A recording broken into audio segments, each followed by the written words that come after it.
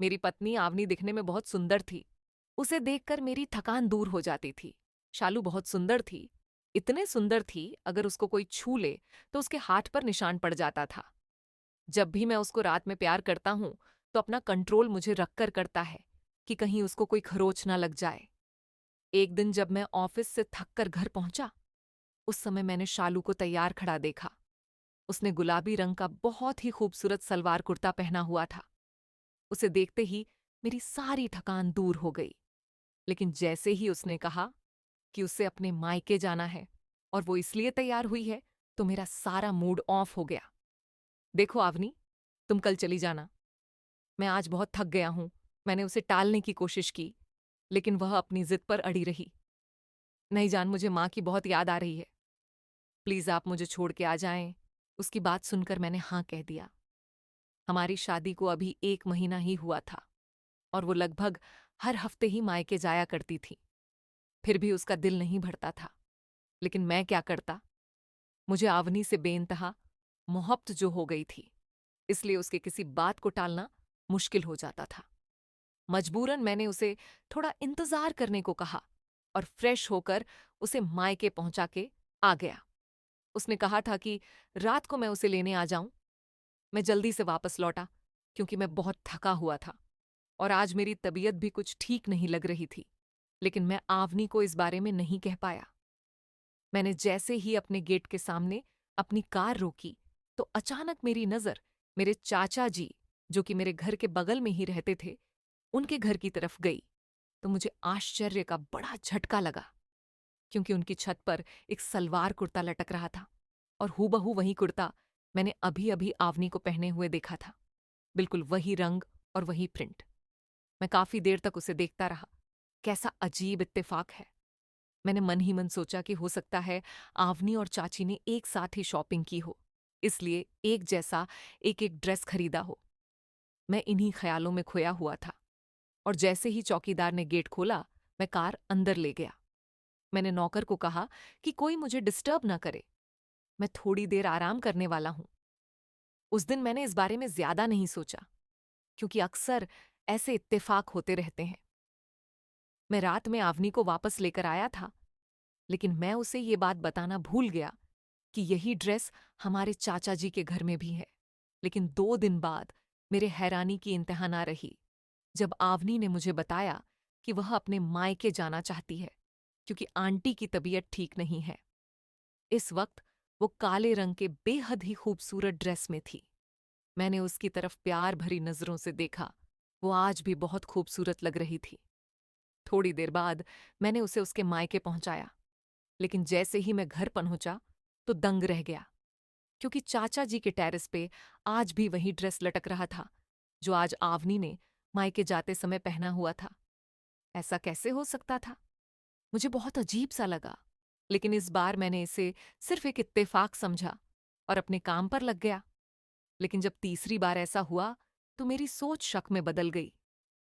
कहीं ऐसा तो नहीं कि आवनी मायके का बोलकर मेरे चाचा जी के घर जाया करती हो? लेकिन ऐसा कैसे हो सकता है? मैं खुद उसे अभी अभी मायके छोड़कर आया था और उसका मायका काफी दूर भी था। यह सब इतनी जल्दी कैसे हो सकता था? लेकिन उस दिन मुझसे रहा नहीं गया और जिज्ञासा के मारे मैंने अपने ससुराल की तरफ कार दौड़ाई और मैं जैसे ही वहां पहुंचा तो देखा कि आवनी उसी ड्रेस में थी और मुझे देखकर हैरान रह गई। आर्यन, आप अभी तक गए नहीं? उसने हैरानी से पूछा। तो मैं कुछ शर्मा सा गया और मन ही मन में खुद को टोकने लगा। मैं कितनी बेवकूफी भरी बातें सोच रहा था। आवनी के माँ बाप का घर तो हमारे घर से काफी दूर था। भला वो वहां कैसे जा सकती थी? मैंने मन ही मन अपने आप को धिक्कारा और घर वापस लौट आया और ध्यान से अपने चाचा जी के घर की तरफ देखा, जहां वही ड्रेस अभी तक लटका हुआ था। मुझे एक पल के लिए भी चैन नहीं आ रहा था। इत्तेफाक 1 या 2 बार हो सकता है, लेकिन बार बार नहीं। लेकिन मैं ये बात जुबान पर लाने से डरता था। अभी मेरी शादी को दिन ही कितने हुए थे और आवनी को मेरी बात से कितनी तकलीफ हो सकती है। ये सोचकर मैं चुप हो गया। मुझे वो दिन याद आ रहा था जिस दिन मेरी शादी हुई थी और मैं आवनी को दुल्हन बनाकर घर ले आया था। उसी दिन मेरे चाचा जी के घर में रहने वाला मेरा दोस्त आदित्य मेरे घर बधाई देने आया था और उसने माफी मांगी कि वह शादी में नहीं आ सका क्योंकि आज उसकी भी शादी थी। उसकी बात सुनकर मुझे सुखद आश्चर्य हुआ। सच में मैंने मुस्कुराकर उसे गले से लगाकर बधाई दी और उसने लाए हुए मिठाई के डिब्बे में से एक लड्डू निकालकर जबरदस्ती मुझे खिलाया। वो बहुत खुश लग रहा था अपनी शादी से। खैर खुश तो मैं भी बहुत था। मेरी भी लव कम अरेंज मैरिज थी आवनी से। जब मैंने पहली बार आवनी को देखा था उसी वक्त उसे दिल दे बैठा था। वो मेरी सेक्रेटरी से मिलने मेरे ऑफिस आई थी। वो मेरी सेक्रेटरी राशि की दोस्त थी और उन दोनों को शॉपिंग के बाद एक साथ लंच पे जाना था, जिसके लिए राशि ने मुझसे पहले ही छुट्टी ले ली थी। संयोग से उसी वक्त मुझे किसी काम से बाहर जाना था। जैसे ही मैं अपने केबिन से निकला तो सीधा आवनी के ऊपर मेरी नजर पड़ी और फिर मैंने उसे देखा तो देखता ही रह गया। वो इस तरह मुझे अपनी ओर देखता पाकर थोड़ी देर के लिए असहज महसूस करने लगी और मैंने जल्दी से अपने नजरों का रुख मोड़ दिया। मैं ना चाहते हुए भी वहां से निकल आया और जैसे ही मैंने पीछे मुड़कर देखा वो दोनों मेरे पीछे ही बातें करते हुए निकली थीं। राशि आवनी की किसी बात पर खिलखिलाकर हंसी थी और उसके लंबे बाल हवा में लहराते हुए उसके चेहरे पर आ रहे थे, जिन्हें वो बार बार पीछे कर रही थी। मैंने मौका देखकर राशि से कहा कि अगर वो चाहे तो मैं उन्हें लिफ्ट दे सकता हूं, क्योंकि मुझे भी उसी तरफ ही जाना है। मैंने झूठ बोला, लेकिन मुझे उस तरफ नहीं जाना था जिस तरफ उनका प्रोग्राम था। मगर दिल के हाथों मजबूर होकर मैंने उनसे कहा था। मेरी बात पर आवनी बहुत खुश हुई और राशि का हाथ पकड़कर कार में बैठ गई। लेकिन राशि कुछ झिझकते हुए बैठी थी। मेरा दिल जैसे हवाओं में उड़ने लगा था। बैक व्यू मिरर से मैं उसे ही देखे जा रहा था और मैंने उसी दिन ही फैसला कर लिया था कि अपना जीवन साथी सिर्फ और सिर्फ आवनी को ही बनाऊंगा। मैं उसकी मोहब्बत में इस तरह कैद हो चुका था कि मुझे सब्र भी ना हो सका और 2 दिन बाद ही मैंने राशि से सब कुछ कह दिया। वो मेरी बात सुनकर बहुत खुश हो गई और उसी ने बताया कि आवनी एक लोअर मिडिल क्लास फैमिली से ताल्लुक रखती है और जॉब करके अपने माँ बाप की और अपने छोटे भाई बहनों की देखभाल करती है। राशि, मुझे उसके बैकग्राउंड से कोई मतलब नहीं, बस मुझे वो पसंद है। आप मुझे बताएं कि मैं कब उनके घर जा सकता हूँ। मैंने पूछा तो उसने मुझे जल्द ही बताने का वादा किया और इसी तरह कुछ दिनों के बाद मैं अपने माँ को लेकर उनके घर चला गया, जहां हमारा बड़े अच्छे से स्वागत किया गया और पहली ही मुलाकात में रिश्ता मंजूर कर लिया गया। मेरी खुशी का तो कोई ठिकाना ही ना रहा था। माँ भी तैयारी में जुट गई थी, क्योंकि वो मेरे साथ नहीं रहती थी। उनका अपनी घर के सिवा कहीं दिल नहीं लगता था, जबकि मैं जॉब की वजह से कानपुर में रहता था, जहां एक बहुत बड़ी कंपनी में मुझे एक बड़ी पोस्ट पर रखा गया था और ये बंगला, कार सब उन्हीं की तरफ से था। मुझे बहुत अच्छा पैकेज दिया जाता था और बोनस वगैरह भी मिलता था और अगर कभी देश से बाहर जाना होता था तो कंपनी और ज्यादा पैसा देती थी। मैं अपनी जॉब और लाइफस्टाइल से बहुत संतुष्ट था और जब से आवनी मेरी जिंदगी में आई थी तब से तो लगता था कोई कमी नहीं थी जिंदगी में। मैं हर वक्त भगवान का शुक्रिया अदा करता था। आवनी भी मेरा बहुत ख्याल रखा करती थी और वह हर तरह से एक बेहतरीन लाइफ पार्टनर साबित हुई थी। लेकिन जब से ये ड्रेस वाला सिलसिला शुरू हो गया था मेरी, तो रातों की नींद हराम हो गई थी। अब तो मैं आवनी से बात भी नहीं कर पाता था। वो जब भी मायके जाने का कहती तो मुझे बहुत गुस्सा आता था।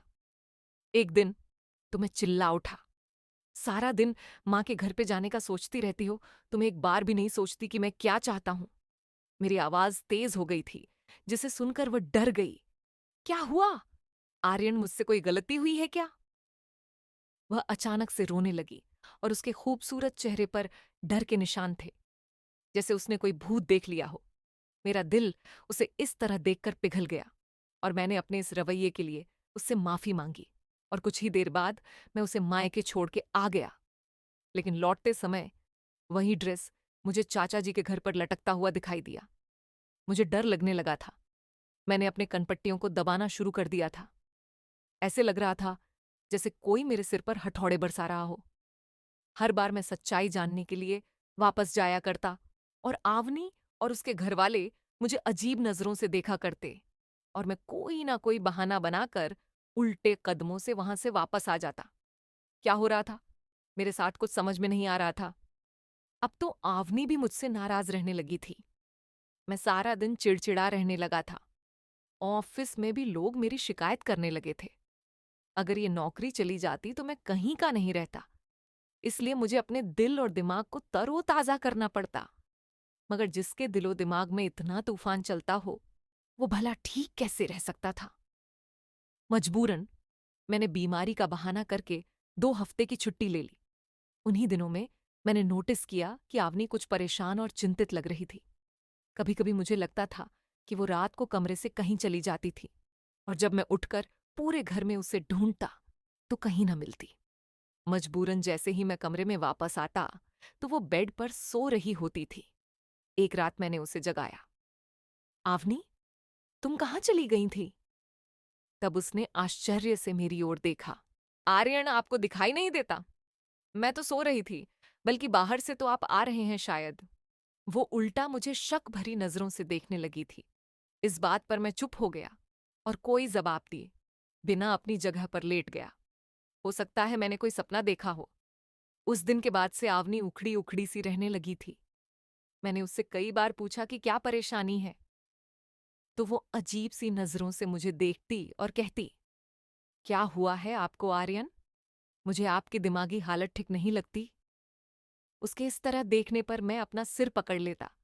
वो ठीक ही तो कह रही थी। मैं आजकल उल्टी सीधी बातें ही तो करता रहता था। पर इस बार मैंने सोच लिया था कि इस रहस्य को तो सुलझाना ही पड़ेगा। और जैसे ही मैं आवनी को मायके छोड़कर वापस आया तो देखा कि रोज की तरह वही बैंगनी सलवार कुर्ता चाचा जी के घर की छत पर लटका हुआ था। कुछ सोचकर मैं अंदर गया और सीढ़ियां चढ़कर सीधा छत पर आ गया। मेरी और चाचा जी की छत बिल्कुल मिली हुई थी। मैंने चारों ओर देखने के बाद छत लांघी और तार पर टंगे कपड़े को हाथ लगाकर देखा। वो ताजा ताजा धुले हुए थे। उनमें से पानी टपक रहा था। मैंने कमीज वाले हिस्से को बीच में से फाड़ डाला और उन कपड़ों को नफरत से देखने लगा जिन्होंने मुझे बहुत तड़पाया था। मेरे पूरे शरीर में आग लगी हुई थी। मैं जैसे आया था वैसे ही वापस चला गया और फिर से अपने ससुराल की तरफ कार दौड़ाई। आज मुझे सच्चाई का पता लगाना था, और आज दूध का दूध और पानी का पानी करना था। मैंने तेज रफ्तार से कार चलाई थी, और जैसे ही मैंने आवनी के घर का दरवाजा खटखटाया तो आवनी ने ही दरवाजा खोला। वो मुझे देखकर हैरान नहीं हुई थी, क्योंकि मैं हमेशा ही वापस आ जाया करता था। लेकिन उसे देखकर मेरे पैरों तले से जमीन खिसक गई थी, क्योंकि उसकी कमीज का दामन बीच में से फटा हुआ था, बिल्कुल वैसे ही जैसे मैंने फाड़ा था। ये सब देखकर मुझे इतना गुस्सा आया कि मैं अपने होशो हवास खो बैठा और बिना सोचे समझे आवनी के गाल पर जोर का थप्पड़ दे मारा। वो इस हमले के लिए तैयार ही नहीं थी और चकरा कर गिर पड़ी और जोर जोर से चिल्लाकर सबको बुलाने लगी। माँ, भाई, पिताजी। उसके इस तरह के चिल्लाने पर सबके सब इकट्ठे हो गए थे और मुझे कुछ दिखाई नहीं दे रहा था। मैंने उसका हाथ पकड़कर खींच लिया। चलो मेरे साथ। मैं भी चिल्लाया, क्या हुआ बेटा? आप ऐसा क्यों कर रहे हैं? मेरे सास ससुर हैरान परेशान बीच में आ गए और पूछने लगे। मेरी सांस फूल रही थी। आप ये सब अपनी बेटी से क्यों नहीं पूछते? किसको बेवकूफ बना रही हैं ये? मैं उसकी तरफ इशारा करके उनको बताने लगा। मगर बेटा, इसने किया क्या है? मेरे ससुर ने मेरा हाथ पकड़कर नरमी से पूछा। आया अंकल, इससे पूछे कि इसकी कमीज कैसे फटी है। मैंने अपनी सांस को नियंत्रित करते हुए बड़ी मुश्किल से कहा। मेरी बातों से वो सब चौंक कर एक दूसरे की ओर देख रहे थे, लेकिन इसकी कमीज तो अभी अभी गेट से अंदर आते हुए दरवाजे पर लगी कील में फंसकर फटी है बेटा। वो सब एक जबान होकर मुझे बताने लगे, और आवनी अभी तक जमीन पर बैठी आंसू बहाए जा रही थी। ये नहीं हो सकता। आप सब इसके साथ मिले हुए हैं, इसके झूठ में इसका साथ दे रहे हैं। मैं अब अपने दिमाग से बाहर हो चुका था और आवनी को जबरदस्ती घसीटता हुआ वहां से ले आया। उसके माता पिता गिड़गिड़ाने लगे, लेकिन मुझे कुछ सुनाई नहीं दे रहा था। आवनी पूरे रास्ते रोती रही, लेकिन मुझे अब उस पर जरा सी भी दया नहीं आ रही थी। घर पहुंचकर मैंने उसके बालों को पकड़ा और बोला, बताऊं क्या चक्कर है? ये आप क्या कह रहे हैं आर्यन? वो चीखी, लेकिन मुझे उसकी कोई परवाह ना थी। मेरी बात सुनकर उसके चेहरे का रंग उड़ चुका था। ये क्या पागलपन है? आप इतना गलत कैसे सोच सकते हैं? वो चिल्लाई, लेकिन मुझे अब उसकी कोई परवाह नहीं थी।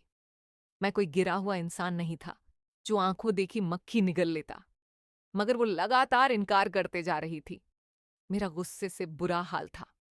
मैंने उसे कहा, अगर वो सच बता देगी तो मैं उसे कुछ नहीं कहूंगा। बस वो एक बार अपनी बात मान ले। मुझे लग रहा था कि मेरे दिमाग की नसें फट जाएगी। और तभी अचानक मैंने देखा कि पुलिस वहां पहुंच गई थी। उनमें से एक महिला कांस्टेबल ने आते ही आवनी को मेरी हाथों से छुड़ाया और उसे सोफे पर बिठा दिया। उसका बयान लेने लगी, जबकि मुझे हथकड़ी पहना दी गई थी। ये सब क्या है? मैं चिल्लाया। ये तो बेटा, आपको थाने चल के पता लग जाएगा। वो पुलिस इंस्पेक्टर हंसने लगा और मुझे घसीटता हुआ पुलिस के गाड़ी में डाला, जबकि जाते वक्त मेरे कानों में आवनी की आवाज लगातार गूंजती जा रही थी। ये मेरा पति पागल है। पहले दिन से ही इसे पागलपन के दोहरे पड़ते आ रहे हैं। आवनी पुलिस को बताएं जा रही थी और मुझे अपनी कानों पर यकीन नहीं हो रहा था। वो, जिसे मैंने दिलों जान से चाहा था, वो ये क्या कह रही थी? मेरे हवालात का आज दूसरा दिन था और आवनी ने मेरी खबर तक न ली थी और मुझे उस बात पर बिल्कुल भी विश्वास नहीं हो रहा था जो कुछ भी उसने पुलिस को बताया था। मैं एक दिमागी मरीज हूं और मुझे पागलपन के दोहरे पड़ते हैं, तब मैं उस पर जुल्म करता हूं। उसका ये कहना था कि उसने ये बात अपने माता पिता को कभी नहीं बताई, लेकिन उस दिन उन्होंने अपनी आंखों से सब कुछ देखा था। लेकिन सबसे चौंकाने वाली बात यह थी कि उस रात पुलिस को आदित्य ने कॉल किया था, जो मेरा पड़ोसी था और चाचा जी के यहाँ रहता था, और जिसकी वजह से ये सारा सिलसिला शुरू हुआ था। मुझ पे आश्चर्य के वार पे वार हो रहे थे। ये सब क्या था? मुझे कुछ समझ नहीं आ रहा था। आवनी ने मेरे खिलाफ केस फाइल किया था और ना जाने क्या क्या आरोप लगाए थे मुझ पर। मेरे माता पिता बहुत कोशिश कर रहे थे, लेकिन मेरी जमानत नहीं हो पा रही थी। मामले के अनुसार मेरा मेडिकल चेकअप होना था और रिपोर्ट आने के बाद ही मेरी जमानत हो सकती थी। और 2 दिन बाद जब मनोचिकित्सक ने मुझसे सवाल पूछे तो मैंने उनको सारा किस्सा सुना दिया, जिससे सुनकर वो भी मुझे ऐसी नजरों से देखने लगे जैसे मैं कोई पागल हूं। और उनके इस तरह देखने पर मुझे अचानक गुस्सा आ गया। आपको क्या लगता है मैं पागल हूं? मैंने गुस्से में आकर पूछा, तो वो मुझे समझाने लगे। देखिए मिस्टर, आप जो किस्सा बता रहे हैं वो नामुमकिन सी बात है। इत्तेफाक 1 या 2 बार हो सकता है, लेकिन बार बार नहीं। वो आराम से कह रहा था, बल्कि मेरी सांसें बढ़ने लगी थीं। डॉक्टर साहब, यही तो मैं समझा रहा हूं, वो इत्तेफाक नहीं था। मैं अब अपने आप पर काबू नहीं रख पा रहा था और डॉक्टर ने मेरी हाँ में हाँ मिलाकर मुझे खामोश कर दिया था, जबकि अपनी रिपोर्ट में उन्होंने मुझे एक मानसिक रोगी ही लिख दिया था, जिसके परिणाम स्वरूप जज ने मुझे 2 महीने के लिए मेंटल हॉस्पिटल में भेज दिया। मैं चीखता चिल्लाता रहा कि मैं पागल नहीं हूं, लेकिन वहां किसी को कोई फर्क नहीं पड़ा। सब लोग मुझे तरस भरी निगाहों से देख जा रहे थे। मुझे अस्पताल में हर जगह यही सुनना पड़ा, बेचारा कितना सुंदर नौजवान है, देखो न जाने क्या सदमा लगा के अपने होश खो बैठा है। एक नर्स ने मुझे देखकर दूसरी से कहा, जबकि मैं सचमुच पागलों की तरह बुद्धू बना बैठा था। इन 2 महीनों में मेरे साथ जो कुछ भी हुआ था वह मेरी समझ से परे था। शायद मैं सचमुच पागल हो चुका था।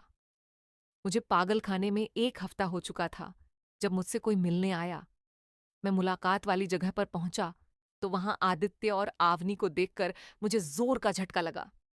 तुम दोनों एक साथ? मैं बस इतना ही कह सका था। हाँ आर्यन, हम दोनों साथ में इसलिए आए हैं ताकि तुम्हें तुम्हारी गलती बता सकें। वो मुस्कुराया। तुम्हें अंशिका याद है? अचानक उसने पूछा।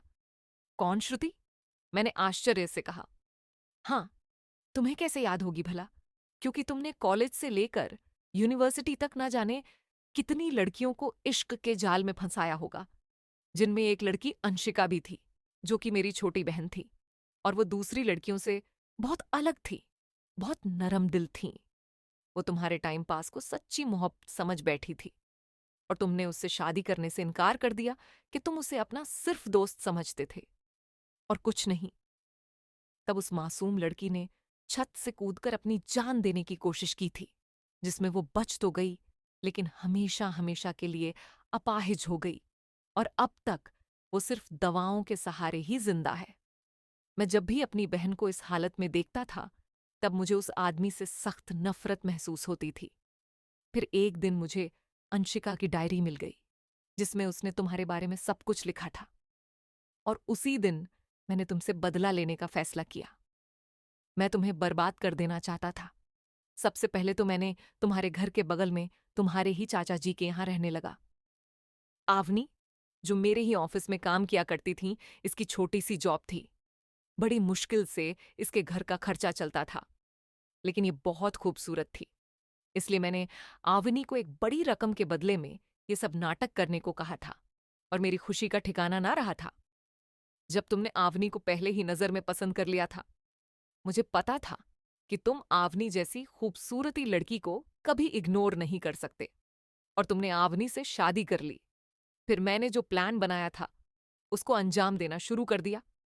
पहले तो तुमने कई दिन तक मेरे घर की तरफ नहीं देखा, मगर एक दिन तुम्हारी भटकती हुई नजर मेरे छत पर पड़ ही गई, जो कि तुम्हारी बर्बादी का कारण बनी। और यही नहीं, मैंने आवनी को कुछ ऐसी दवाइयां भी दी थीं जिससे तुम अपना होश खो बैठो और तुम्हें गुस्सा आता रहे, ताकि हर कोई तुमको पागल समझे। ये सब बताते हुए वो बहुत खुश लग रहा था। उसके होठों पर उपहास भरी हंसी थी, जबकि आवनी खामोश खड़ी थी। मुझे धीरे धीरे सब कुछ याद आने लगा था। अब मुझे गुस्सा नहीं आया करता था, क्योंकि मैं एक नर्म स्वभाव का बंदा था, और ये सब आदित्य की दी हुई दवाइयों का चमत्कार था। जबकि यहां मुझे शांत रहने की दवाई दी जाती थी। अब मुझे पागलपन के दौरे नहीं पड़ते थे, और आज भी मैं पूरी होशो हवास में था। मैंने बड़ी मुश्किल से अपना मुंह खोला और बोला, अंशिका के साथ जो कुछ हुआ उसका मुझे बहुत अफसोस है, लेकिन तुमने बहुत बड़ी भूल कर दी। अंशिका और मैं क्लासमेट थे, लेकिन अंशिका जिस आर्यन को चाहती थी वो हमसे सीनियर था। मेरी तो अंशिका से कभी हाय हेलो भी नहीं हुई थी। वो हर वक्त फाइनल ईयर के आर्यन के साथ दिखाई देती थी, जो एक अमीर बाप की बिगड़ी हुई औलाद था, और हर रोज एक नई लड़की को फंसाता था। मुझे कुछ पता नहीं था कि अंशिका ने यूनिवर्सिटी आना क्यों बंद कर दिया था। मुझे बस अपनी पढ़ाई से मतलब था, और जब तुमने अंशिका की डायरी में आर्यन नाम लिखा देखा, तब बदकिस्मती से उसके क्लास में जो आर्यन था वो मैं था। तुमने बस उसके क्लास में देख के मुझे समझ लिया कि मैं ही वो आर्यन हूं, और आ गए मेरी जिंदगी बर्बाद करने। कम से कम एक बार किसी से पूछ तो लेते कि आर्यन के साथ कौन होता था। सदमे और दर्द से मेरा बुरा हाल था। मुझे उस गुनाह की सजा मिली थी जो मैंने किया ही नहीं था। मेरी कहानी सुनकर आदित्य और आवनी सदमे में आ चुके थे। उन दोनों के चेहरे देखने लायक थे, जबकि मैं संतुष्ट था कि मैंने कोई गुनाह नहीं किया था। उस दिन तो वो दोनों चले गए, और 2 दिन बाद ही मुझे छोड़ दिया गया। आदित्य और आवनी ने अपना गुनाह कबूल कर लिया था। जब मुझे पता चला तो मैंने जल्दी से अपने वकील से बात की और उन दोनों को माफ कर दिया। मैं जानता था उन्होंने अपराध किया था, लेकिन आवनी ने गरीबी से तंग आकर यह ऑफर कबूल किया था। वो अपने बीमार पिता की दवाइयां और घर का खर्चा पूरा नहीं कर पा रही थी, और आदित्य ने बदले की आग में ये सब किया था। मैं अपने घर वापस लौट चुका था, लेकिन मैं चौंक गया जब वहां मैंने आवनी को मेरा इंतजार करते पाया। आवनी, तुम यहां? हाँ आर्यन, मैं आपकी गुनहगार हूं। मुझे माफ कर दो, और अगर तुम्हारे दिल में मेरे लिए थोड़ी सी भी जगह है तो मुझे अपने जीवन से मत निकाल देना। मुझे आपसे मोहब्बत हो गई है। आर्यन, आप जैसा इंसान मैंने आज तक मेरी जिंदगी में कभी नहीं देखा। मैं आपको बिल्कुल खोना नहीं चाहती। उस सिसकते हुए मेरे कदमों में गिर गई थी। उसका पूरा शरीर कांप रहा था। मैं उससे नफरत करने की लाख कोशिश करता, लेकिन ये दिल उसके एक आंसू से ही पिघल चुका था। वो अब भी मेरी महबूबा थी। मैंने उसके कंधों को पकड़कर उसे उठाया और उसके आंसू पोंछे। आवनी, अगर तुम वाकई अपनी की पे शर्मिंदा हो तो मैं तुम्हें माफ करता हूं, मगर ये याद रखना कि मैं भी एक इंसान हूं। शायद बार बार माफ ना कर सकूं। मेरी बातों पर वो फूट फूट कर रोने लगी और मैंने दिल में ये सोचा कि ये पछतावे के आंसू हैं। इसका मतलब है कि आवनी को सच में मुझसे मोहब्बत हो गई थी। मैंने भगवान का शुक्रिया अदा किया जिसने मुझे मेरा मान और सम्मान वापस दिला दिया था, वरना एक गलत फहमी के आधार पर मेरी पूरी जिंदगी तबाह होने जा रही थी। इसलिए बड़े बुजुर्ग कहते हैं कि कोई भी कार्य सोच समझकर कर लेना चाहिए।